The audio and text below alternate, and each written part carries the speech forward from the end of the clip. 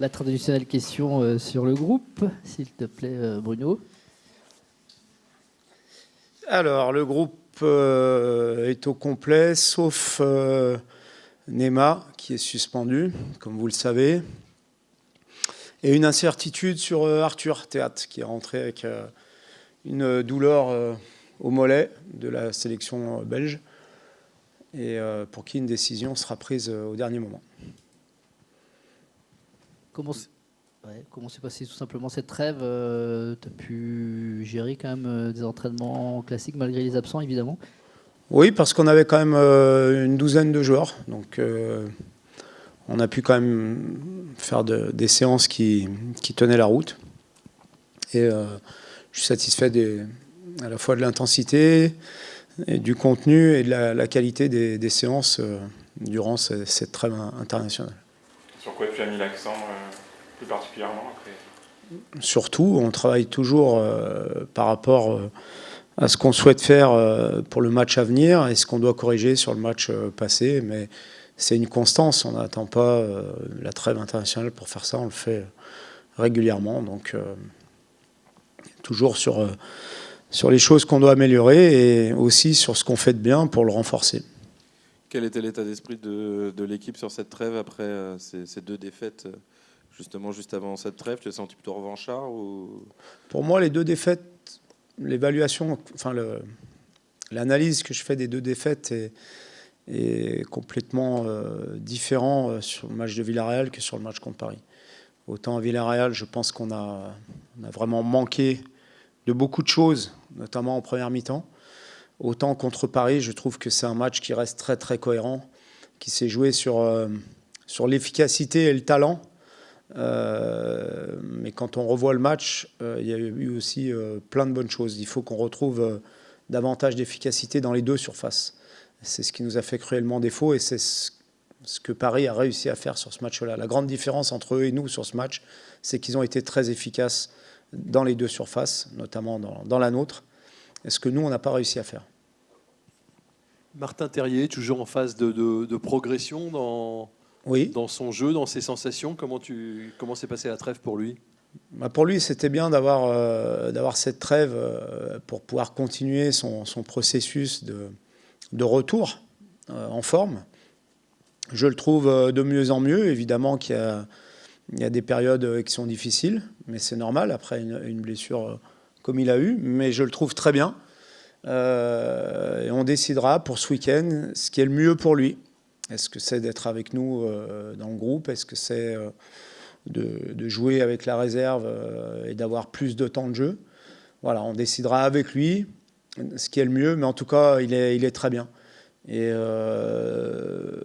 je lui parle plus de son football, de ce qu'il fait de bien que de son genou, parce que je pense que maintenant, il faut arrêter d'évoquer ça avec lui. C'est passé, c'est entériné, et il doit avancer pour retrouver toutes ses sensations, et il est sur le bon chemin. Tu parlais de l'efficacité. Vous avez, en début de saison, semblé un peu plus solide peut-être. Est-ce que tu as senti qu'il y avait eu un switch là-dessus, que finalement l'efficacité avait un petit peu disparu au fur et à mesure de la saison? Peut-être défensive en tout cas. Je sais pas, non. C'est vrai qu'on a beaucoup parlé de cet aspect-là, d'avoir davantage de solidité, ce qu'on a plutôt trouvé depuis le début de saison. Il faut maintenant qu'on associe à cette solidité, à cet équilibre défensif, il faut associer cette folie qui a fait notre grande force sur les saisons précédentes. Mais je pense qu'on va le retrouver. On a des joueurs qui sont aussi sur le bon chemin, qui reviennent à un bon niveau, d'autres qui reviennent de blessures et qui vont retrouver aussi leur niveau. Donc je suis plutôt confiant sur les signes que m'envoie le groupe à l'entraînement et aussi dans la vie du groupe, parce que c'est aussi très important d'avoir le pouls un petit peu d'un groupe, et je trouve qu'on a plutôt des bonnes ondes dans notre vie de tous les jours. Il manque toujours cette étincelle? Oui, un petit peu. C'est, je pense, qu'il nous a manqué, par exemple, lors du match contre Paris, même si en début de deuxième mi-temps, on l'a un peu touché du doigt, malheureusement pas assez longtemps pour pouvoir leur poser davantage de problèmes parce qu'ils ont marqué le troisième but beaucoup trop vite. Mais on a senti à un moment donné, que ce soit dans l'entame du match ou sur l'entame de la deuxième mi-temps, qu'on avait retrouvé cette espèce de folie, ce talent qui nous poussait à défendre en avançant, à prendre des risques et à être dangereux. Donc il faut associer les deux parce que le foot, c'est pas qu'une phase ou une autre, c'est une association de phases, de transitions sans arrêt qu'on doit savoir gérer. L'absence de Matic va remettre un peu le projecteur sur le milieu de terrain.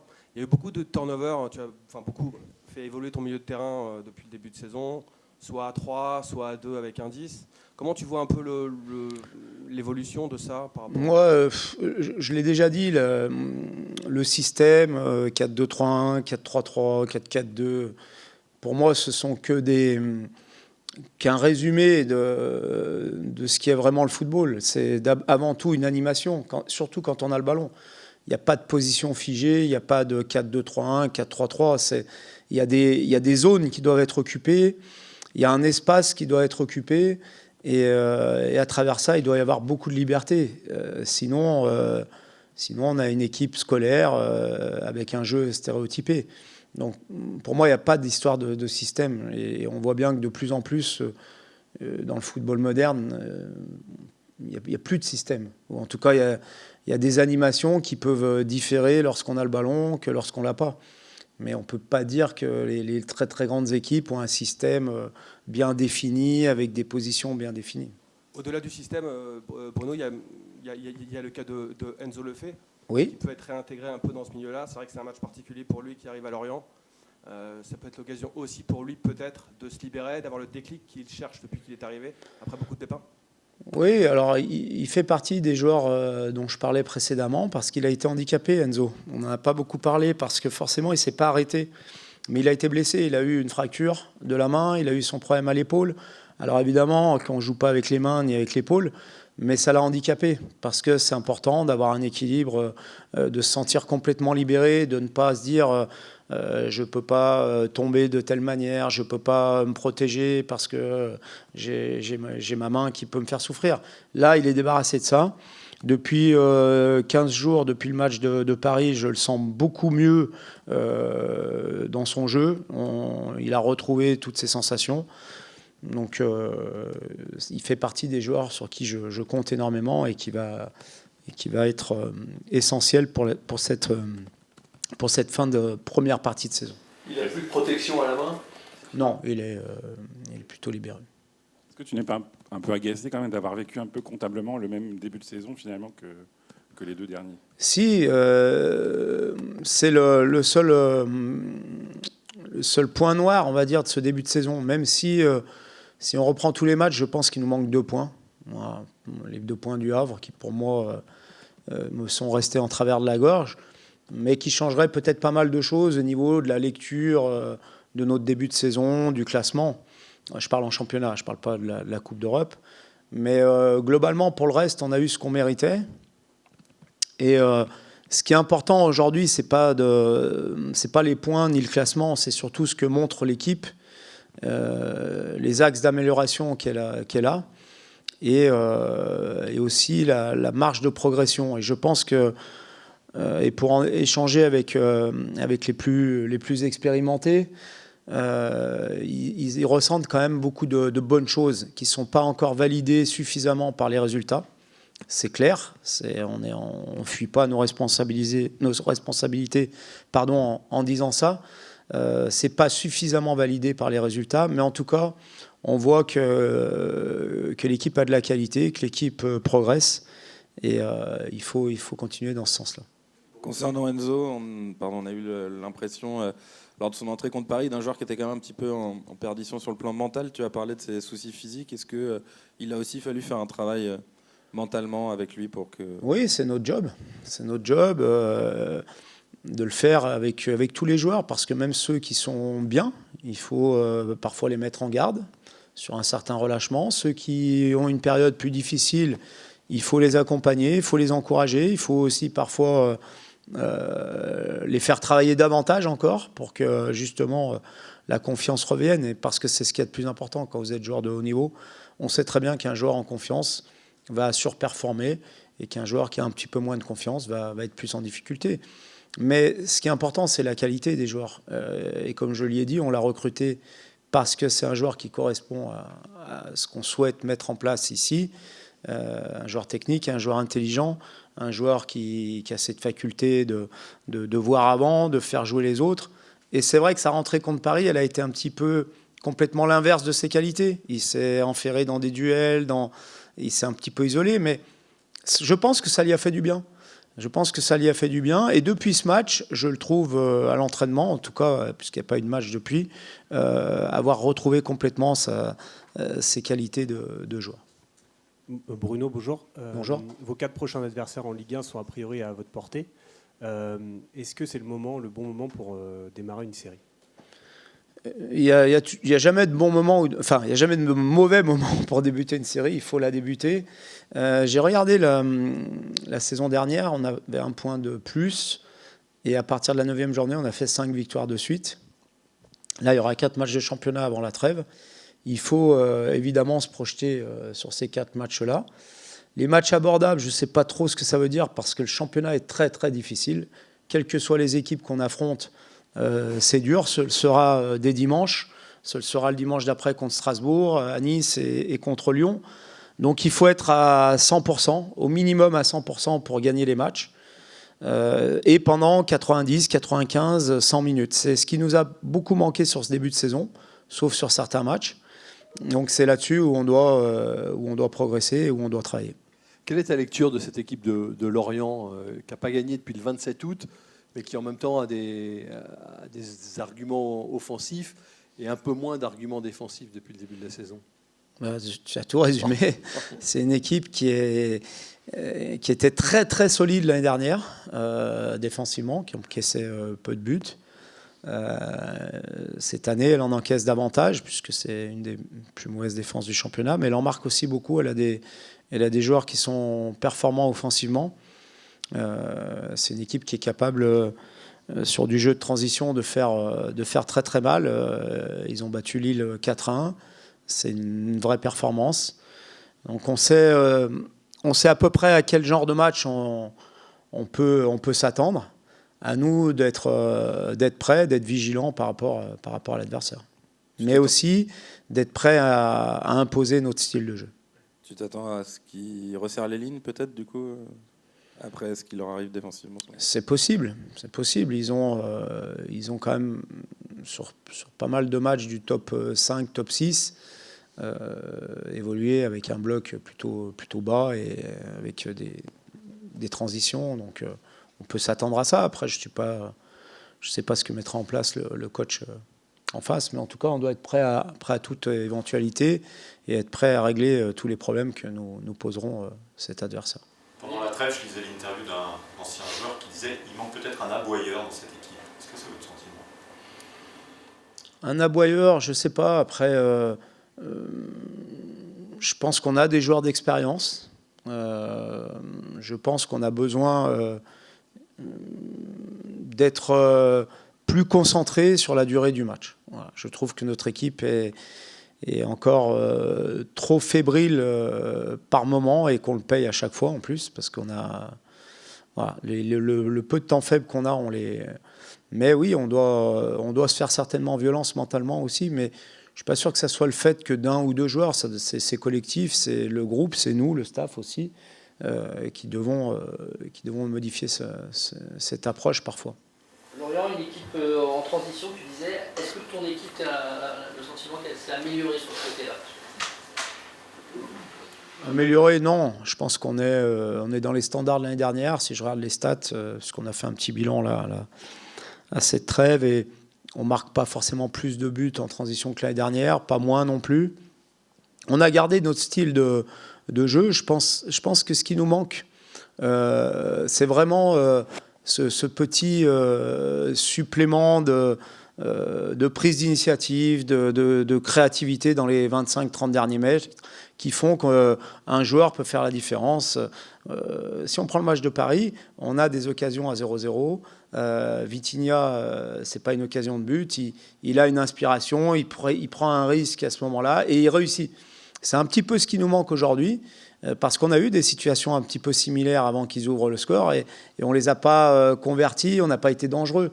Donc il faut, je pense, se lâcher à un moment donné mentalement et que dans ces situations-là, on soit complètement relâché et qu'on n'ait pas peur de rater, mais qu'on ait envie de réussir. Voilà, je sais pas. Pour moi, il y a une grosse différence entre la peur de rater et l'envie de réussir. Et je pense qu'en ce moment, on est plus dans la peur de rater et non pas dans l'envie de réussir. Les corners tirés à 2, c'est une exigence de ta part ou c'est les joueurs qui décident de le faire parce que c'est systématique? Non, non, c'est pas systématique. On varie. Il y en a qui sont, mais on a une équipe qui athlétiquement n'est pas forcément armée pour marquer beaucoup de buts de la tête. Donc forcément, on essaie de trouver d'autres solutions. Et aujourd'hui, on se rend compte aussi que ce sont des possibilités pour faire bouger la défense adverse et de les mettre en difficulté dans un second temps. Donc on varie. Il y a des corners qui sont frappés direct, qui sont plutôt bien frappés d'ailleurs. Et puis parfois, aussi suivant les adversaires, on choisit de les jouer à 2 ou à 3. Voilà. Mais c'est nous qui décidons, encore. Ludo va va suivre après toi. Est-ce que tu peux nous parler un petit peu de son début de saison, de son adaptation? On a l'impression peut-être qu'il y a encore une marge pour lui pour progresser dans cette équipe. Oui, je pense qu'il doit prendre conscience de ça. Après, c'est normal. Lorsque vous arrivez dans un nouveau club, avec des exigences, avec tout le respect que j'ai pour le FC Nantes, qui sont supérieures individuellement et collectivement, c'est normal qu'il y ait une période un peu où, pas de flottement, mais où on attend encore plus. Je trouve qu'il est... ce qui est intéressant, c'est qu'il est à l'écoute, c'est qu'il a envie de travailler et de progresser. C'est un joueur qui a beaucoup de qualité. On l'a pris, je parlais tout à l'heure d'Enzo aussi pour ça. Donc, pour moi, il y a eu, c'est un bilan, je dirais, pour l'instant, si on était à l'école, on dirait bien, mais peut mieux faire, parce qu'il a le potentiel. Et qu'on attend davantage d'un joueur qui a un gros potentiel, mais il a par moment, dans certains matchs, montré tout ce qu'il était capable de faire. Je pense qu'il doit prendre conscience de ses qualités, davantage confiance en lui aussi. C'est un petit peu à l'image de l'équipe. Je pense qu'il y a beaucoup de joueurs dans notre équipe qui ne se rendent pas compte du potentiel qu'ils ont. C'est à nous de leur montrer tout le potentiel qu'ils ont, mais ils doivent prendre conscience de ça et être davantage encore libérés sur le terrain. Tu l'attends plus dans quel domaine? Dans la provocation en 1 contre 1, dans le travail défensif, dans le travail... Non, parce que dans le travail défensif, je trouve qu'il a fait beaucoup d'efforts. C'est un des domaines sur lesquels il a beaucoup travaillé et dans lesquels il fait beaucoup d'efforts. Donc là-dessus, non, je pense qu'il doit se libérer et retrouver sa spontanéité offensive qu'il a par moment, à l'image du but qu'il avait marqué contre le Maccabi ou le but contre le Havre. Maintenant, il doit aussi, dans son jeu, arriver à avoir davantage de variété, ce qu'il est capable de faire. Il est capable de rentrer pour frapper, il est capable de rentrer pour passer. Il a mis un super ballon à Amine sur le but de Paris. Donc j'attends qu'il fasse davantage de choses comme cette passe pour Amine contre Paris, parce qu'il est capable d'en faire 4-5 par mi-temps, je pense. Non pas des passes décisives, on ne va pas marquer 10 buts par match, mais des passes qui peuvent amener le danger. C'est bon, messieurs ? Juste une question un peu d'actualité. Il y a encore eu quelques tweets de joueurs qui ont été montrés du doigt. Est-ce que vous rappelez à votre effectif certaines limites à avoir? Et puis la question qui enchaîne par rapport à Karim Benzema, parce que vous l'avez bien connu, est-ce que vous êtes surpris des réactions autour de son tweet à lui? Concernant les joueurs, on les a pas alertés parce que je pense qu'ils sont suffisamment responsables de ce qu'ils souhaitent dire ou pas dire et que ça leur appartient. Sur Karim, j'ai rien à rajouter. J'ai envie d'appuyer ce qu'a dit le coach niçois. Voilà, tout simplement. Qu'il se passe des choses aujourd'hui que rien ne justifie, qu'aucune cause ne peut justifier, et qu'on peut être que très inquiet de ce qui se passe en Palestine, en Israël, en France aussi, parce qu'on a encore assassiné un professeur, et qu'il serait grand temps que le monde se réveille et puisse vivre en paix de partout dans le monde. C'est ça qui est le plus important, et je pense que si on a un seul message à faire passer, nous, les entraîneurs et les joueurs, en toute modestie, parce qu'on ne sait pas tout, ce serait celui-ci. Et je pense que c'est le plus important, parce qu'il en va de l'avenir de notre avenir, de l'avenir de nos enfants, de nos petits-enfants et de tous les gens à travers le monde. Voilà. Merci. Bonjour Ludovic. Bonjour. Comment s'est passée cette trêve? Comment vous vous êtes senti? Est-ce que mentalement vous êtes vite remis de ces 2 défaites face à Villarreal et Paris? Ouais, on a bien travaillé et puis ça a fait du bien aussi de couper un peu avec l'enchaînement. Et puis cette trêve fait du bien. Là, on a récupéré tout le monde, donc on est surtout content de tous se retrouver. Qui a gagné au paintball? C'est nous, c'est l'équipe bleue. Oh là, moi. Plus sérieusement, ce genre de petites activités ludiques pendant les trêves, ça fait du bien pour le groupe aussi, pour un joueur comme toi qui, certes, ça fait quelques semaines, mais vient d'arriver pour apprendre à connaître tout le monde. Oui, évidemment, ça fait, c'est pour la cohésion aussi, et puis aussi se sortir de tout ça, penser à autre chose et rigoler entre nous sur autre chose que le football. Et puis c'est sûr que ça crée certaines choses, et bon, après ça peut se tendre aussi, parce que le paintball ça fait un peu mal, mais c'est des bons moments à vivre et des bons souvenirs aussi, donc faut profiter de ces moments-là. Tu juges comment le début de saison globalement, collectivement du Stade Rennais? Est-ce que toi aussi tu es un peu en attente de mieux, un peu mitigé, un peu déçu? Ouais, il est mitigé parce qu'on sait qu'il y a des matchs où on doit gagner. Je pense qu'on a perdu quelques points à cause de nous, par exemple le match du Havre, mais il y a beaucoup de bonnes choses aussi dans cette première partie, donc faut garder les points positifs et continuer à travailler pour faire beaucoup mieux. Est-ce que tu es d'accord avec ce que dit ton entraîneur sur ta spontanéité, sur ces choses que tu dois finalement faire différemment un peu? Oui, ou refaire surtout. Ou refaire, ouais. Ouais.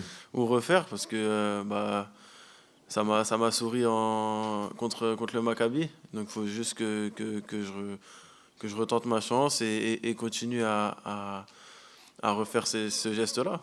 Tout simplement, c'est quand... De toute façon, il n'y a que les gens qui n'osent pas, qui loupent pas. Donc faut créer des situations.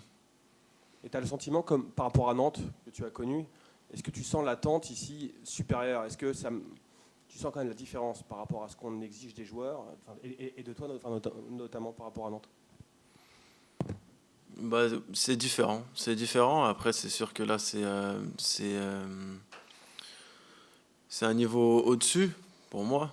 Donc après, c'est des choses que personnellement je dois corriger. Par exemple, c'est des moments où je dois évoluer, parce que par exemple à Nantes, la plupart du temps j'avais la balle, où tout le temps les ballons passaient par moi, alors que là on est dans une équipe où les ballons peuvent passer un peu partout, donc dans ces situations là ne pas se déconcentrer et rester dans le match. Ça peut renvoyer aussi à ton positionnement.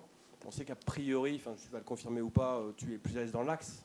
Un jour, à Nantes, c'est vrai que tu brilles notamment au poste de 10, on va dire, sous l'attaquant. Là, tu joues plus sur un côté droit. Qu'est-ce que ça change pour toi? Et est-ce que tu te sens quand même plus à l'aise quand tu peux te réaxer? Je me sens bien dans les deux positions. J'ai brillé aussi à Nantes sur ce côté-là. Donc je sais, je connais ce poste et je peux être décisif et aider l'équipe à ce poste-là, que ça soit axe. Si le coach a besoin, je serai là, ou s'il a besoin de moi à droite, je serai là. Donc franchement, c'est juste question de concentration et de niveau de jeu. Est-ce que ça change quand même un peu ton jeu? Le fait que, est-ce que ça change ton jeu quand tu joues sur un côté Mhm. ou dans l'axe. Bien sûr. Est-ce qu'il y a quand même beaucoup de choses qui changent par rapport au repère? Est-ce Ouais. qu'il y a des choses à retravailler quand même par rapport à ce positionnement côté droit aujourd'hui? Oui, évidemment, c'est pas le même poste, c'est pas les mêmes choses demandées, donc c'est sûr que ça a rien à voir. Après, je suis un gaucher qui joue à droite, donc dans tous les cas, ça m'emmène à rentrer intérieur.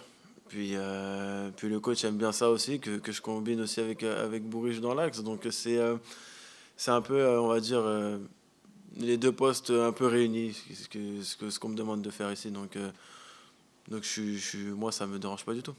Est-ce que tu as des bons souvenirs personnels de matchs contre Lorient? Ou pas? Oui, j'ai de bons souvenirs. Mhm. Ouais, j'ai de bons souvenirs. J'ai marqué avec Nantes et avec Guingamp contre Lorient, donc Plus qu'à marquer avec Rennes. c'est ça. Comment tu ressens votre association à 3, je dirais, tu en as un peu parlé là, avec Lorenz et Benjamin, on sent qu'il y a un vrai gros potentiel de votre association tous les trois. Comment tu sens qu'elle peut évoluer, progresser peut-être? Avec le temps et le travail. On répète certaines choses et puis on s'entend bien. Donc c'est ce qui fait la différence aussi.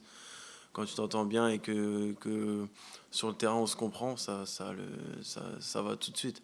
Au début on avait un peu de mal avec Lorenz, mais c'est tout à fait normal.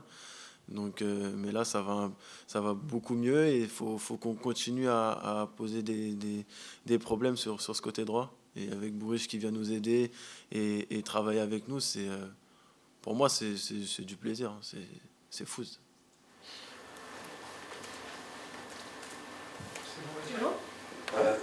Peut-être une question pour rebondir sur ce qu'on disait tout à l'heure, indépendamment du match et du sport. Est-ce que toi, comment dire, pour la gestion des réseaux sociaux, on sait qu'il y a eu quelques dérapages ces derniers temps avec certains joueurs, est-ce que tu es attentif à ça? Est-ce que tu t'interdis de poster certaines choses justement parce que pour heurter les sensibilités ou autre? C'est sûr qu'il faut faire attention parce que, par exemple, personnellement, après moi, je sais qu'il y aura des personnes qui vont refaire ce que moi je peux faire, mais je suis pas sur les réseaux dans tous les cas, donc je donne à quelqu'un pour gérer tout ça. Franchement, ça m'intéresse pas.